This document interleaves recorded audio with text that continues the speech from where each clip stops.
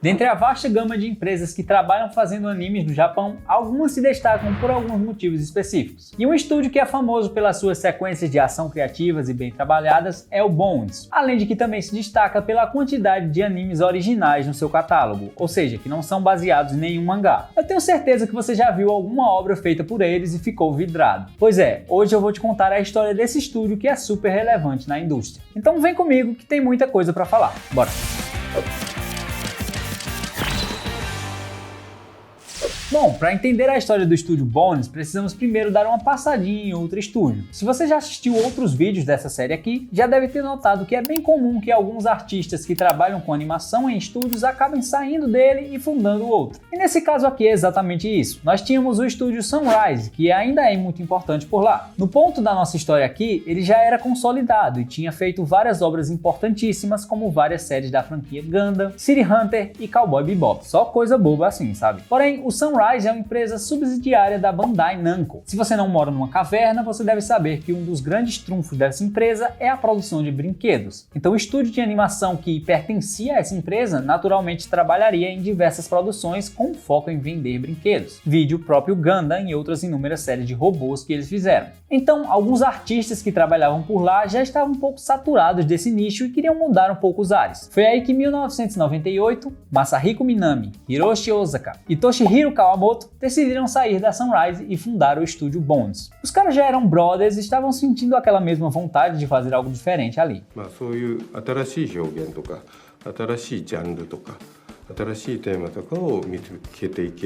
Vocês acreditam que os caras saíram no meio da produção justamente de Cowboy Bebop? Mas aparentemente foi uma saída bem de boa, pois um dos primeiros projetos da nova empresa foi justamente o filme de Cowboy Bebop, como uma coprodução com a Sunrise, afinal eles estavam envolvidos na produção do anime antes também, e tinham uma boa relação com o Shinichiro Watanabe, diretor da série. Então deu tudo certo, o filme saiu em 2001 e foi um sucesso. Então já nesse início você viu que os caras não eram fracos, né? Já praticamente fundaram a empresa trabalhando em um produto de enorme reconhecimento que é cultuado até hoje. Isso fez a empresa inspirar muitas outras que estavam começando naquela época também. O segundo projeto que a empresa pegou foi o filme The Vision of Scaflowne, que também foi um bem bolado com a Sunrise ali. E essa foi uma tentativa de emplacar um anime de robôs que atingisse um público feminino também. E pelo visto a ideia deu certo, pois o público do filme em sua maioria foi feminino. 男性向けアニメという固定観念を捨て、クリエイターに任せればさまざまなストーリーを伝えられる。ボンズはそれをエスカフローネで証明した。商品化という枠から離れ、制作に独創的な設定と構成を持ち込む。そうしてロボットものというジャンルが大きく変化していく。 É curioso que o fato dos caras terem saído da Sunrise para focar menos em produções de animes de vender brinquedo os fizeram também uma referência no nicho de animes de robôs, mas com abordagens menos comerciais e explorando várias outras possibilidades. O primeiro anime para TV de fato que o estúdio produziu foi Ryoei War Chronicles, que foi uma obra original, não teve nenhum mangá para usar de guia, algo que foi importante para dar uma moral para eles nesse nicho de séries originais. E essa série já foi um desafio e tanto para ele, pois não bastava estar iniciando, mas escolheram uma história que misturava vários elementos. Fora que uma série original é muito mais difícil de ser vendida de cara, pois não tem nenhum outro produto prévio que traga reconhecimento instantâneo. Então os caras tiveram que se virar com o orçamento, o cronograma e tudo mais para entregar um primeiro anime de qualidade. Alguns outros trabalhos de série de TVs que eles pegaram nesse começo dos anos 2000 foram a série Angelic Layer, que é baseada no mangá da Clamp, e Rexaphone, uma obra original que ganhou um mangá quase na mesma época. E essa série é uma mistura de sci-fi com mistérios e ocultismo. O diretor tinha a intenção de criar um novo padrão para os animes de mecha, trazendo novos aspectos e também fazendo homenagens a clássicos dos anos 70. A série foi bem recebida e também ganhou um filme. E esse começo da Bones é bem interessante, pois já tem muita coisa notável. E uma delas, que saiu em 2003, foi Wolf's Rain.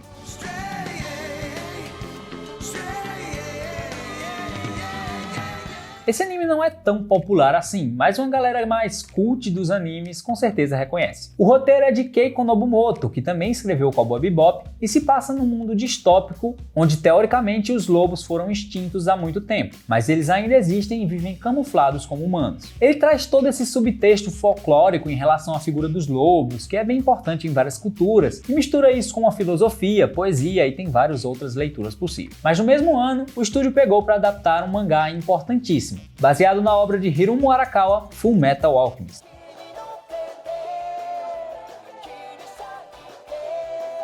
A série foi bem importante, tanto para popularizar o nome do estúdio, como também para mostrar o quão bom eles poderiam ser com adaptações de mangá também. Quando o anime começou a ser feito, tinham poucos volumes do mangá lançados. Além disso, a publicação dos capítulos era mensalmente, ou seja, foi um desafio e tanto para a equipe criar novos conteúdos, pois o anime não podia parar. Então, como muita gente deve saber, essa primeira versão do anime, a partir de certo ponto, basicamente é todo original. Então, a aptidão que o estúdio já tinha com obras originais fez com que esse material de Fullmetal, criado apenas para o anime, conseguisse manter a essência do mangá. E mesmo com um final filler, ainda ter agradado vários fãs. Claro, muita gente não curtiu as mudanças em relação ao mangá, mas uma parte da audiência aceitou essa versão como algo alternativo, que também tem seus méritos. Para mim, essa obra consegue ter um tom um pouco diferente do material original em certos momentos, mas tem vários elementos nela que são bem bons. E você gostando ou não desse primeiro anime de Fullmetal, ele foi responsável por expandir a popularidade da obra para além do Japão. Inclusive, passou aqui no Brasil na Rede TV e no Animax. Ah, e claro, após o fim da produção desse anime, o estúdio também iniciou a criação do filme, O Conquistador de Shambhala, que seria o fechamento para essa história do anime. Aqui, obviamente, um roteiro totalmente original. Depois da adaptação de Fullmetal ser um sucesso, o estúdio recebeu várias propostas de adaptar outros mangás, o que não os impediu de continuar criando séries originais, como Mars Daybreak e Kurao Phantom Memory, em 2004. Em 2005, temos uma obra original de robô que teve uma certa relevância, Eureka 7.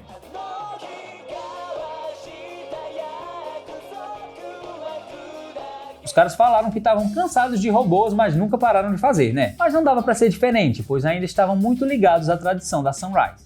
サンライズからの伝統を引き継いでいる部分のあるスタジオだと思うので、なので伝統的にそのメカのアニメを作ってきたと思うんですけど、なんていうかアニメカルチャーより外のカルチャーのものがちょっと感じられる作品を作ってると思うんですよね。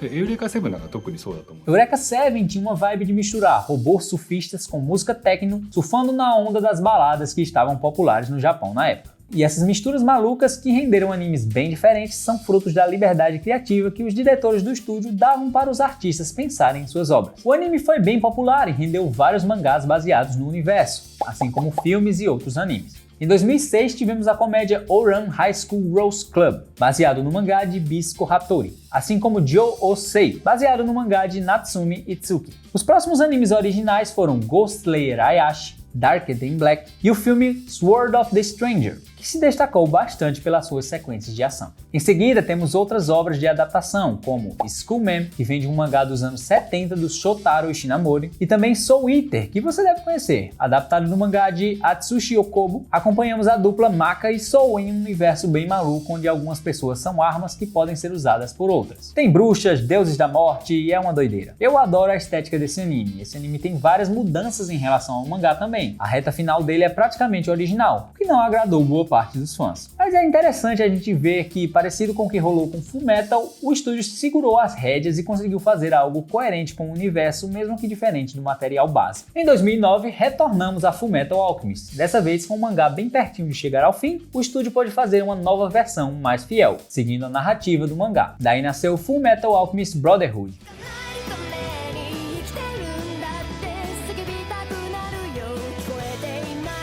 Eu sou apaixonado por esse anime, sei que tem muita gente que também é, mas eu sempre achei curioso que justamente o primeiro episódio dessa versão é um episódio filler, é muito irônico. Inclusive eu acho um episódio bem ruinzinho que não mostra muito a que veio. Por sorte, o restante é perfeitinho. Entre 2009 e 2010 temos Tokyo Magnitude 8.0, uma nova temporada de Darker Than Black e Hero Man, que é uma colaboração com o Stan Lee, sim, aquele da Marvel. Inclusive tem um vídeo aqui no canal falando sobre praticamente todas as colaborações que rolaram entre a Marvel e a indústria do Japão. Confere lá se você ainda não viu, que tá bem legal. E claro, se você já chegou aqui e não deixou seu like no vídeo, tá esperando o quê? Me ajuda aí, pô. Eu gasto muito do meu precioso tempinho fazendo uma pesquisa enorme pra tu não me agradecer nem com like.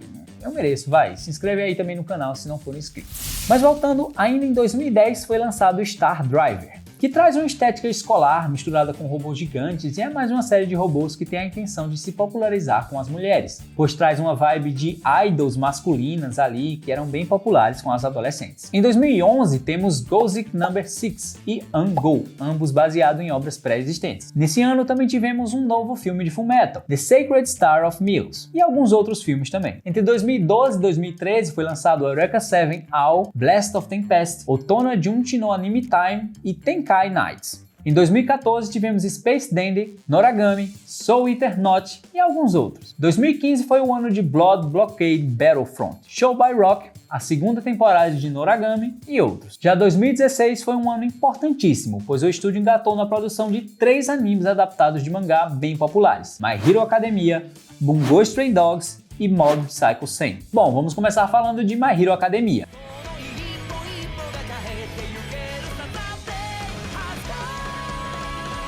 Baseado no mangá de Kohei Horikoshi, conta a história do nosso querido Izuku Midoriya, que num mundo repleto de pessoas com poderes sonha em ser um herói, mesmo não tendo nenhuma individualidade. É uma história cheia de lutinhas legais com muito peso emocional também. O trabalho de som e música do anime é bem refinado também. Para mim, Yusei Run é uma das trilhas mais empolgantes dos últimos anos.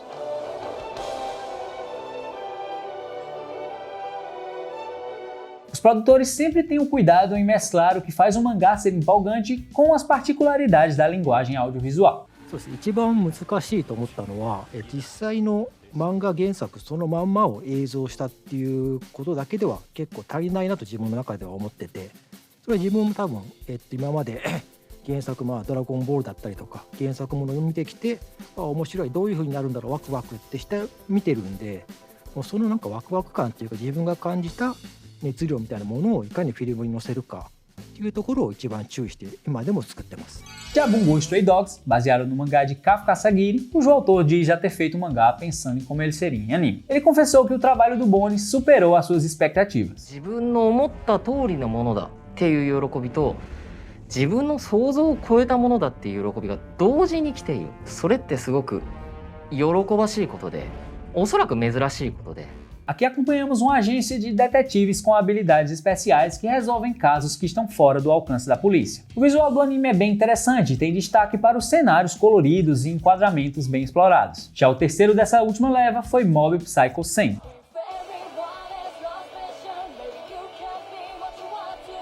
Baseado na obra de One. Sim, o mesmo criador de One Punch Man. Aqui acompanhamos um jovem paranormal com poderes tão incríveis que, se saírem do controle, podem ser uma grande ameaça. Mas o foco é, na verdade, nas relações pessoais desse garoto e como ele lida com as coisas básicas e até mesmo como suas emoções ditam o nível do seu poder. E o charme está justamente nessa metáfora da adolescência. Esse anime é excepcional, a ação é incrível, é cheio de momentos malucos, vários elementos psicodélicos e tudo mais. É uma obra meio maluca que exige muita criatividade e isso caiu como uma luva para os artistas do Bones, que souberam executar com maestria. Entre 2017 e 2019 tivemos segundas e terceiras temporadas de Boku no Hero, Bungo Stray Dogs, assim como a segunda temporada de Mob. Mas também outros como Blood Blockade Battlefront and Beyond e Dragon Pilot. Mas eu diria que o maior destaque desse ano foi uma nova obra chefiada pelo Shinichiro Watanabe, Carol in Tuesday.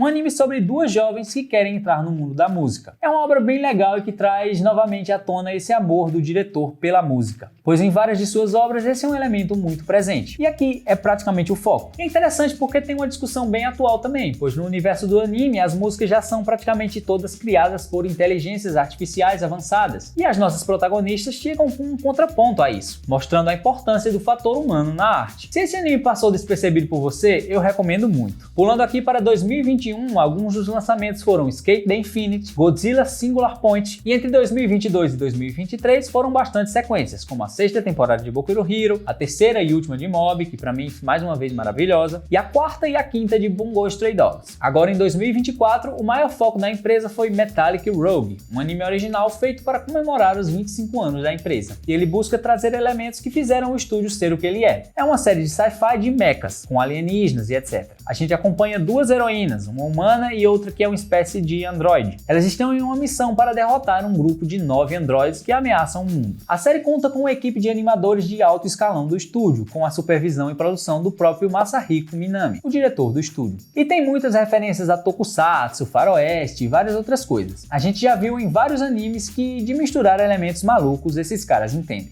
Na altura da gravação desse vídeo também está sendo lançada a 7ª temporada de Boku no Hero, que eu continuo gostando, mas tem muita gente que já não aguenta mais. Enfim, comenta aí como tá a sua relação com esse anime. Daí em projetos futuros já temos listados uma adaptação de The Magical Girl and the Evil Lieutenant Used to Be Arcanemies, que é um mangá de Kokoa Fujiwara. E possivelmente pro ano que vem, 2025, eles também vão adaptar o mangá de Gachiakuta, obra de Kei Urana.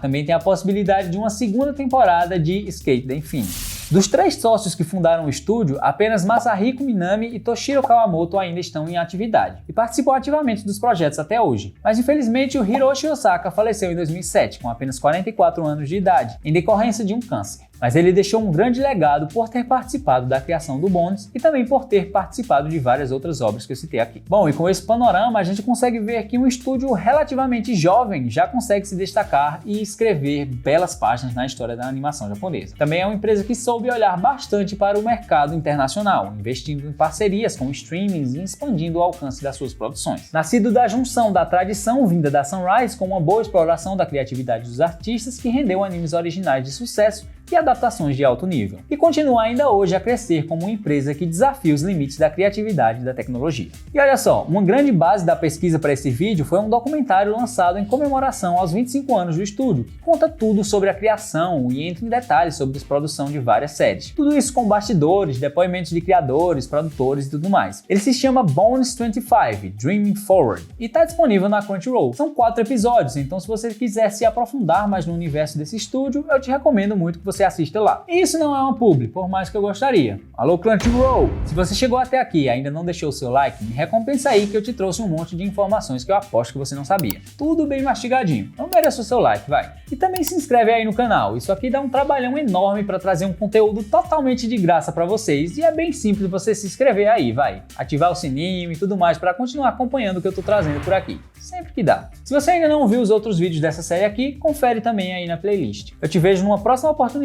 Até mais!